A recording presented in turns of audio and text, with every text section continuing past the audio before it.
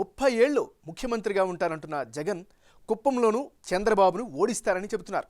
అలాగే పిఠాపురం, మంగళగిరి, హిందూపురం సెగ్మెంట్లలో విపక్ష దిగ్గజాలకు చెక్కు పెట్టడానికి పెద్ద స్కెచ్చే గీశారు. కీలక నేతలైన పవన్ కళ్యాణ్, లోకేష్, బాలకృష్ణల మీద వైసీపీ మహిళా అభ్యర్థులను రంగంలోకి దింపడం హాట్ టాపిక్గా మారింది.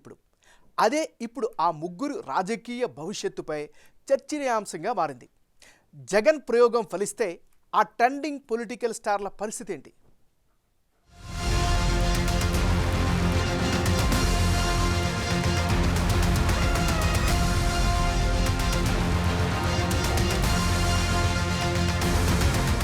మూడు మత్తగజాలను ఢీకొట్టడానికి ముగ్గురు శివంగులను బరిలోకి దింపారు వైసీపీ అధ్యక్షుడు జగన్. టీడీపీ, జనసేనల పొత్తు ఖాయమైన నాటి నుంచే తన పొలిటికల్ ఈక్వేషన్లు మార్చేశారు సీఎం.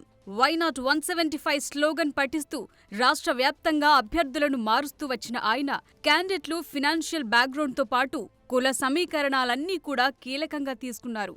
ఇక ప్రత్యర్థి పార్టీలు బలంగా ఉన్న స్థానాల్లో చాలా లెక్కలే వేసుకున్నారు.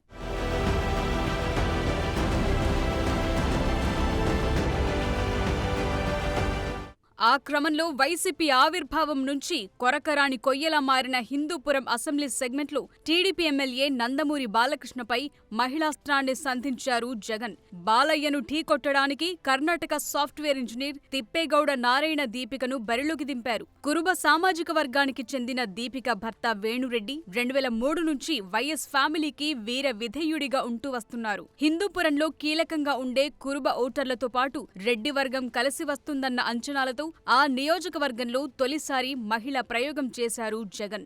వేణురెడ్డి తన అనుచరుడి అవ్వటంతో జిల్లా ఇన్ఛార్జి మంత్రి పెద్దిరెడ్డి స్వయంగా దీపిక పేరును సిఫారసు చేసి ఓకే చేయించుకున్నారట. ఇప్పుడు దీపిక విజయం కోసం పెద్దిరెడ్డి హిందూపురమంతా కలియతిరుగుతుండటం ప్రాధాన్యత సంతరించుకుంది.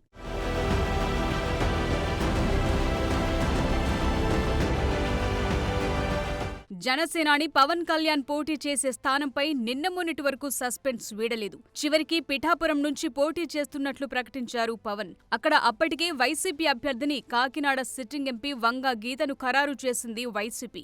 గతంలో ప్రజారాజ్యం నుంచి అదే స్థానంలో ఎమ్మెల్యేగా గెలిచిన గీత ఎంపీగా ఉన్నప్పటికీ లోకల్ సెగ్మెంట్ అవడంతో పిఠాపురం ఎమ్మెల్యేగా పోటీ చేస్తానని పట్టుబట్టి మరీ టికెట్ దక్కించుకున్నారు. తన సొంత ఫౌండేషన్తో సేవా కార్యక్రమాలు నిర్వహిస్తోన్న కాపు నేత వంగ గీత తన గెలుపుపై ధీమాతో పనిచేసుకుంటూ వస్తున్నారు. అయితే పవన్ కళ్యాణ్ పిఠాపురం నుంచి పోటీకి రెడీ అవటంతో ఆయనపై పోటీకి గీత సరిపోతారా లేదా అని వైసీపీలో చర్చ జరిగిందట.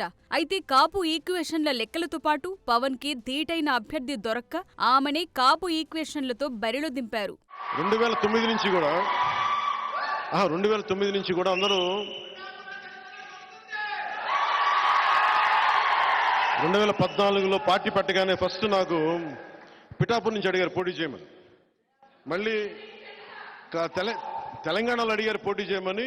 మళ్ళీ పిఠాపురం నుంచి వచ్చింది, 2 చోట్ల నుంచి వచ్చింది ముందుగా. కానీ పిఠాపురం నేను ఎందుకు పోటీ చేయట్లేదు లాస్ట్ టైం అంటే, నేను రాష్ట్రం కోసం ఆలోచించేవాడిని. నేను నిజంగా చెప్పండి, నా ఎన్నికల గురించి నేను ఎప్పుడు ఆలోచించలే. నేను మ్యాక్సిమం అనుకున్న అనంతపురం అర్బన్కి నిలబడదాం, వల్ల అనంతపురం జిల్లాలో నిలబడదాం. అందుకు 2015లో పార్టీ ఆఫీస్ అక్కడి నుంచే ప్రారంభించాను, మంగళగిరి నుంచి ప్రారంభించాను, అక్కడి నుంచి ప్రారంభించాను, అనంతపురం నుంచి. కానీ దాన్ని ఇప్పుడు నేను ఒక బాధ్యతను మోస్తున్నప్పుడు, నేను ఒక బాధ్యత ఇచ్చినప్పుడు దాన్ని మోసుకెళ్లే వ్యక్తుల సమూహం లేదు నాకు అక్కడ. అందుకని వదిలేయాల్సి వచ్చింది. జనసేన పవన్ కళ్యాణ్ పిఠాపురం నుంచి పోటీ చేస్తున్నారు.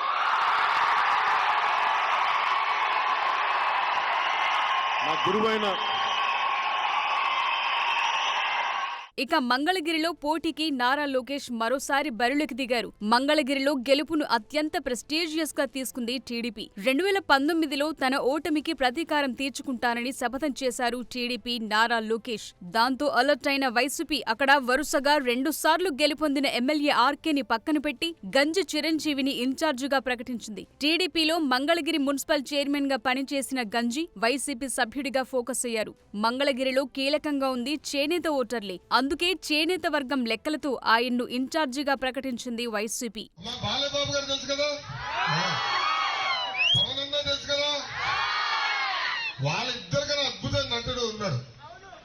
అతని పేరు కరకట్ట కమలాసన్. మన నియోజకవర్గం శాసనసభ్యుడు ఆల రామకృష్ణారెడ్డి గారు. ఆయన ఎంత అద్భుతంగా నటిస్తాడంటే 6 నెలల క్రితం నేను రాజీనామా చేస్తున్నా, ముఖ్యమంత్రి గారు అనేక హామీలు ఇచ్చారు నియోజకవర్గానికి, ఏ ఒక్క హామీ నిలబెట్టుకోలేదని చెప్పినాడు. ఆనాడు ఆయనే చెప్పారు నన్ను మంత్రి చేస్తానని చేయలేదన్నాడు.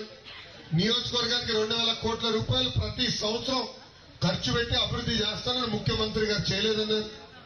ప్రజలు అనేక ఇబ్బందులు ఎదుర్కొంటున్నారు, బాధల్లో ఉన్నారు, వాళ్ళ సమస్యలు నేను పరిష్కరించలేకపోతున్నానని ఇక వద్దు నాకు రాజకీయాలని రాజీనామా చేసి షర్మిల గారు ఎన్నికల పరిగెత్తుకుంటూ వెళ్ళాడు. తర్వాత 2 నెలలు ఏమైందో నాకు తెలియదు, ఏం మాటలు కుదిరినాయో నాకు తెలియదు. మళ్ళీ సడన్ గా ముఖ్యమంత్రి గారి ఇంటి ముందర కనపడ్డాడు కరకట్ట కమలాసన్. పక్కన కట్ చేస్తే సీను ముఖ్యమంత్రి గారు కండ వేస్తున్నాడు.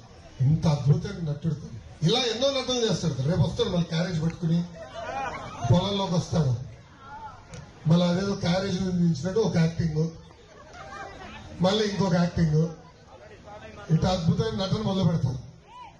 తల్లి నటన నాకు తెలియదు, ముందున్నట్టుగా చెప్తా, చేయగలిగితే చేస్తానంట, చేయలేకపోతే క్షమించండి నేను చేయలేనని చెప్తా.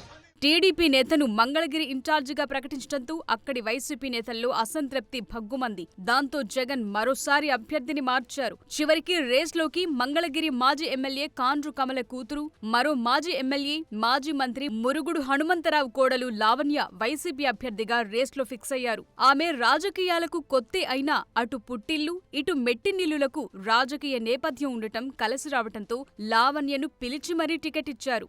మొత్తం మీద 3 మత్త గజాలను ఢీకొట్టడానికి 3 శివంగులను బరిలోకి దింపటం ఆసక్తికరంగా మారింది. హిందూపురంలో బాలయ్య హ్యాట్రిక్ విజయంపై టీడీపీ శ్రేణులు ధీమాగా కనిపిస్తున్నాయి. మంగళగిరిలో ఈసారి లోకేష్ విజయ ఢంకా మోగిస్తారని టీడీపీ, పిఠాపురంలో జనసేనాని పవన్ గెలిచి తీరుతారని జన సైనికులు నమ్మకంతో పనిచేస్తున్నారు. మరి ఈసారి జగన్ లేడీ ఈక్వేషన్లు వర్కౌట్ అయితే ఈ ముగ్గురి పొలిటికల్ ఫ్యూచర్ ఎలా ఉండబోతోందో చూడాలి.